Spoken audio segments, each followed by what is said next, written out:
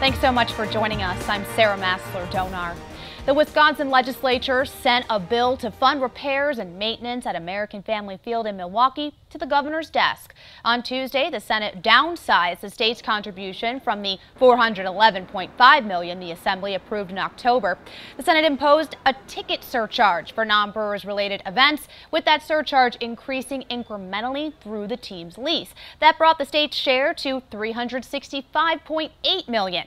The city and county of Milwaukee will contribute a combined $135 million. The team contributes $110 million in new money and extends their lease through 2050. This is a good deal for baseball fans, a good deal for taxpayers, and a good deal for the state of Wisconsin.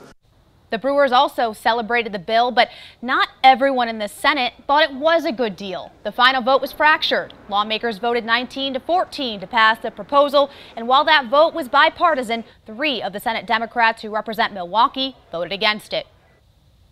Joining me now is Democratic Senator Tim Carpenter, one of the 3 Democrats who joined 11 Republicans to vote no on the Brewers funding bill this past week.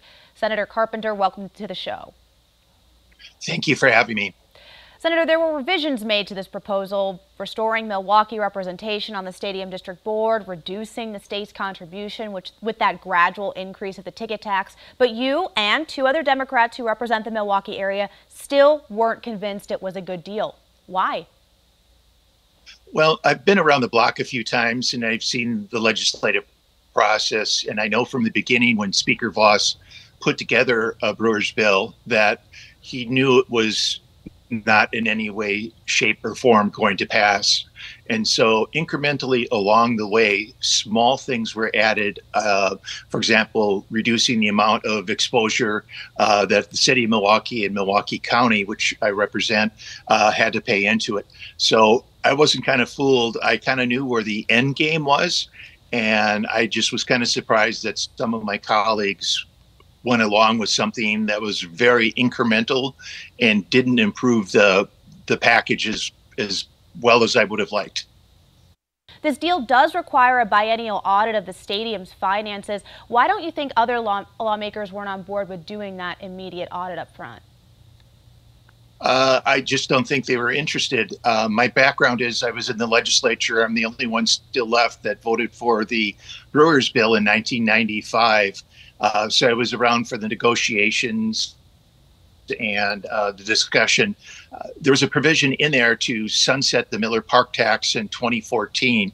However, it was 6 years late. I was at the meeting when they sunsetted the 5-county sales tax, March of 2020. And at that particular point in time, we were told there were sufficient funds to maintain the ballpark all the way through 2040. Well, if you look at 2020, the Brewers didn't say anything that there was going to be a problem. About a year, a little bit into COVID, all of a sudden the Brewers woke up one morning and said, geez, this isn't going to work. And so they went off on this venture to try and get the taxpayers to kick in $500 million. My position is, before you spend more of the taxpayers' dollars, I wanted to know, starting back in 2014, to have an audit done by the Legislative Audit Bureau, nonpartisan, independent of the legislature, the governor, and have that done, especially when it came to the question of, at 2020, the board unanimously voted and said there's enough money to last through 2040. And so the Miller Park tax wasn't sunsetted. We haven't audited the Brewers' finances or AmFam Field's finances since 2002. And to me, if you want to do a good job, I think you want to know where the money's was spent before you start shipping out $500 million for more spending.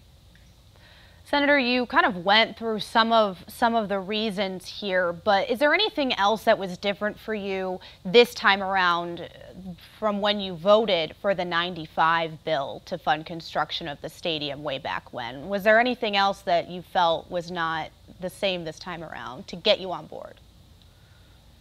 Well, last time I started off being opposed to the Brewers bill, and then slowly public opinion. I think people don't really understand how difficult passing a Brewer bill was in 1995. 1995, it was a lot more inclusive to try and get people to vote for it. So they adopted amendments. For example, I was helpful in passing a clawback provision in case the Brewers tried to renege or leave Milwaukee. And the other thing would be is for the 5 counties that were paying the sales tax, I felt they should get a discount for going to the Brewers games. And that was quite popular. There's six games a year, one each month, where people that lived in the 5 counties got tickets at half price. And so I was able to have input and talk with individuals involved in the discussion. There was a special committee about the Brewers bill. This process was very closed. It was negotiated behind closed doors in secret. It was hard to try and get information. And they got the bill passed. They got it passed by a big margin. But I predict that there will be problems with this bill going forward, that the Brewers in 10 years will be coming back and saying, hey, look, we can't compete with this stadium. We need to go ahead and have a brand new ballpark. And so based on my experience from 1995, I see it's coming. The problem is the people in the legislature now won't have to answer for what they voted for this time around. Senator, are you still attending Brewers games next season after this? Always. I started in 1970.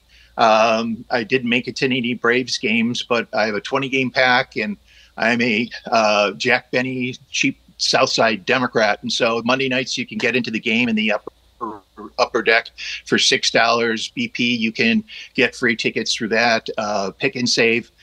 So there are a lot of, and the 5 county discounts that you can go to games. I would estimate I've probably gone to over 700 games. I really enjoy it. It's one of the things besides gardening that's kind of relaxing. So it didn't feel comfortable arguing against the Brewers' position, but my constituents, after surveys, town hall meetings, felt that in order for me to vote for the bill, there had to be an audit, and the Brewers had to kick in, or the business community had to kick in another $100 million. And if you look at Fiserv Forum, half the project was paid for by Herb Kohl and the future owners. So taxpayers only had to pay 50%. Well, we didn't get that type of deal this time around. And people, I think everybody wants the Brewers to stay. The question is, who's going to pay for it and how much? Senator Tim Carpenter, thanks so much for being with us this morning. Thank you. Have a great day.